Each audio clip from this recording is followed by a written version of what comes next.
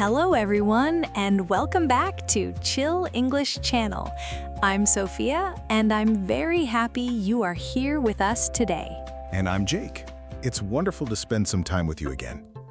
Maybe you're relaxing at home, driving to work, walking in the park, or enjoying a quiet evening. Wherever you are, thank you for choosing to practice English with us. We hope this conversation helps you feel calm, confident, and a little more connected to everyday English. Today, we have a topic that everyone can use because we all talk about it almost every day, often without even thinking about it. We are going to talk about your yesterday. More specifically, we will learn how to talk about things that happened in the past using natural English. This episode is designed for B1 to C1 English learners, so we will use clear language, natural expressions, and realistic conversations that you can hear in daily life. We won't only practice grammar. We will also practice storytelling, because telling stories is one of the best ways to improve your English. And remember, you do not need to understand every single word. Listen for the general meaning first. Your understanding will grow naturally over time. Before we begin, here's a simple question for you to think about while you listen. What was the most interesting thing that happened yesterday? Maybe it was something exciting. Maybe it was something funny. Maybe it was something very ordinary, like cooking dinner or talking with a friend. Sometimes the smallest moments become the nicest memories. And talking about those moments is something we do every day in English. Imagine meeting a coworker in the morning. They might ask, "How was your evening?" Or a friend could ask, "What did you do yesterday?" These questions sound simple, but many English learners feel nervous when answering them. They often know the grammar, but they are not sure how to build a smooth and natural answer. Today, we will focus on speaking naturally instead of trying to sound perfect. Jake, let me ask you the same question our listeners are thinking about. Go ahead. What did you do yesterday? Yesterday was actually a very normal day, but I enjoyed it. I woke up around 7 in the morning, made a cup of coffee, opened the windows, and enjoyed the cool morning air. That already sounds peaceful. It really was. After breakfast, I answered some emails, worked for a few hours, and later I decided to take a walk during my lunch break. Did anything interesting happen during your walk? Yes, actually. I saw a little dog trying very hard to carry a stick that was much bigger than its body. I can already imagine that. Every few steps, the stick became stuck between two trees, and the dog looked completely confused. Did the dog finally win? Yes, after several attempts. It finally found the right angle and proudly continued walking as if nothing unusual had happened. That is such a small moment, but it makes a great story. Exactly. Everyday life gives us stories if we pay attention. I think many English learners believe they need exciting adventures to practice speaking. But honestly, ordinary days are perfect for conversation practice. I completely agree. Yesterday, I didn't travel anywhere special either. So, what was your yesterday like? It started quietly. I woke up a little later than usual because I stayed up reading the night before. What were you reading? A mystery novel. I wanted to read one chapter before sleeping, but one chapter became 3 chapters. That happens to me too. When I finally got up, I made breakfast, watered my plants, and noticed that one of them had grown several new leaves. It is interesting how something so small can improve your mood. Yes, it made me smile for the rest of the morning. What happened after that? I spent most of the afternoon working, but in the evening I met a friend for tea. That sounds relaxing. It was. We didn't do anything extraordinary. We simply talked about work, family, books, and future plans. Sometimes the best conversations are about ordinary life. Exactly. And those conversations usually begin with questions about yesterday. That is why today's topic is so useful. Let's talk about something that many learners notice. They often answer questions with only one short sentence. For example, someone asks, "What did you do yesterday?" And the learner answers, "I worked." That answer is correct. but it also ends the conversation very quickly. Native speakers usually add a little more information. Instead of saying, I worked, you could say, I worked all morning, then I had lunch with a colleague, and later I went shopping before going home. Notice that nothing in that sentence is especially exciting. But together, the small details create a complete picture. English conversations often grow through details. Another common mistake is worrying too much about perfect grammar. Many learners stop speaking because they're checking every sentence in their minds. While they are thinking about grammar, the conversation continues without them.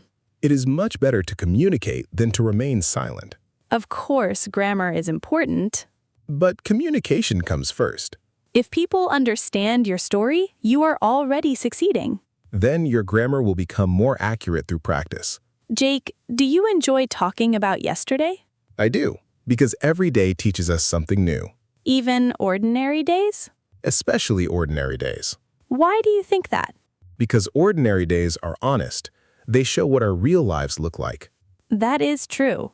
When people only tell exciting stories, we sometimes forget that most of life is made of simple routines. Waking up, Going to work, cooking dinner, calling family. reading before bed. These simple activities become the vocabulary of everyday English. I also think talking about yesterday helps us organize our thoughts. That's an excellent point. When we explain events in order, our speaking becomes clearer. We naturally use words like first, then, after that, later, finally, and in the evening. These connecting words make our stories much easier to follow. Instead of sounding like separate sentences, everything becomes one smooth conversation. Let's try another example. Great idea.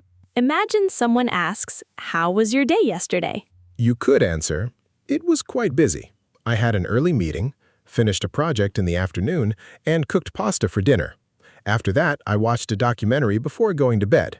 That answer feels natural because it follows the timeline of the day. People listening can easily imagine what happened. And they can ask more questions. They might ask what kind of documentary you watched. Or whether the pasta tasted good. Hopefully it did.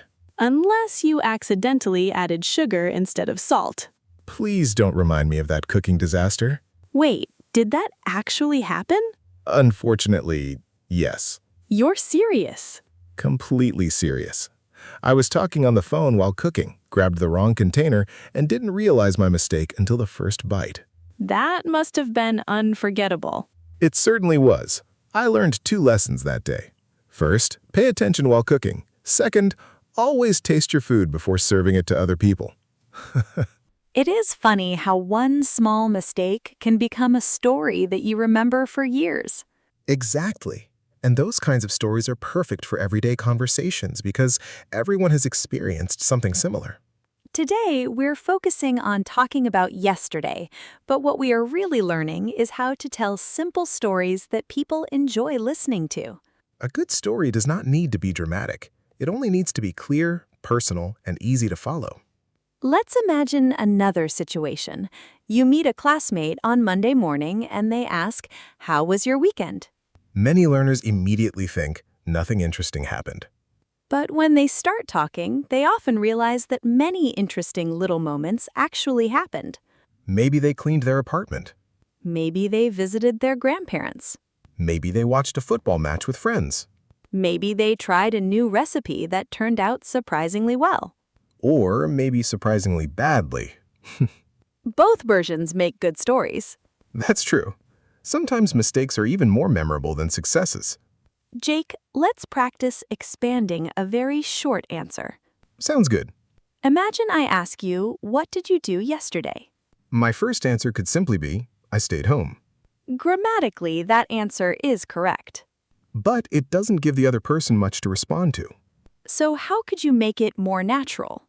I could say, I stayed home because it was raining all day. I cleaned my apartment, listened to some music, and finally watched a movie that I had wanted to see for a long time. Now the conversation has several directions. Exactly. Someone might ask which movie I watched. Or what kind of music you like. Or whether my apartment is finally clean. That last question might be dangerous. Very dangerous. Something many learners forget is that conversations grow through curiosity. We usually don't give one-word answers in real life. We offer small details that invite another question. Then the other person shares their own experience. And little by little, the conversation becomes comfortable. Let's talk about useful expressions people often use when describing yesterday. Instead of always saying then, you can also say after that, Or later. or in the afternoon. Or toward the evening. These expressions help your listener understand the order of events. Time expressions are like signs on a road. They guide people through your story. Another useful habit is describing how you felt. That's very important because conversations are about experiences, not only actions. For example, instead of saying, I went shopping, you could say, I went shopping and I was surprised because the store was almost empty. Or, I went shopping, but I felt tired after work, so I didn't stay very long. Feelings make stories more human. People often remember emotions more than facts. Jake, can you remember something unexpected that happened yesterday? Let me think. Take your time. Actually, yes. I was waiting in line at a bakery when a little boy looked at all the cakes and said very seriously, "Choosing dessert is the hardest decision in life." That sounds surprisingly wise for such a young child. Everyone in the bakery laughed. Did the boy finally choose? After several minutes, yes, he pointed at the biggest chocolate cake with complete confidence. Maybe he solved the hardest decision after all. I think he did. Moments like that are wonderful conversation starters. They're also easy to describe because they happened in a clear sequence. First, you entered the bakery. Then, you waited in line. After that, you heard the little boy. Finally, everyone smiled. Notice how naturally we are organizing the story. We aren't thinking about complicated grammar rules. We are simply placing events in order. That is exactly how many native speakers tell everyday stories. Sophia, do you ever forget small details from yesterday? All the time. Me too. Sometimes someone asks me what I had for lunch yesterday, and I need a few seconds to remember. I have experienced that too. It is completely normal. Our brains don't save every ordinary moment perfectly. That means you don't have to tell every detail. You only need enough information to communicate your experience. Many learners worry that they cannot remember everything. But conversations are not history books. Exactly. Nobody expects you to remember the exact time you drank your coffee or the exact number of steps you walked. A general description is usually enough. For example, yesterday was pretty quiet. I worked most of the day, exercised in the evening, and relaxed before bed. That sounds completely natural. Here's another useful idea. Go ahead. Try adding one opinion to your story. That's a great tip. Instead of only saying what happened, explain what you thought about it. For example, I watched a new movie and I really enjoyed it. Or, I tried a new restaurant, but I don't think I'll go back. Opinions make conversations more interesting because they encourage discussion. The other person might agree. Or disagree politely. Either way, the conversation continues. Let's practice another example together. Perfect. Yesterday, I visited a bookstore. What happened there? I only planned to buy one book. That sounds like a dangerous plan already. It certainly was. I spent almost an hour looking around. Did you leave with only one book? No, I somehow left with 3 books, even though I promised myself I would only buy one. Bookstores have a special kind of magic. I completely agree. Did you start reading one of them yesterday? Yes, I made a cup of tea, sat by the window, and read the first few chapters before dinner.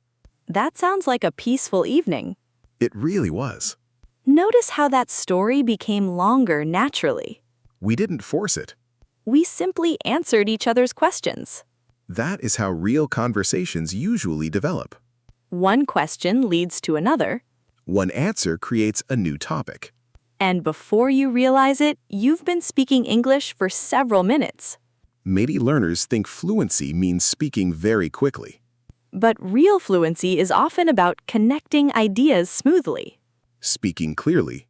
Using simple vocabulary naturally. Listening carefully. And showing interest in the other person's experiences. Another useful expression when talking about yesterday is, it turned out.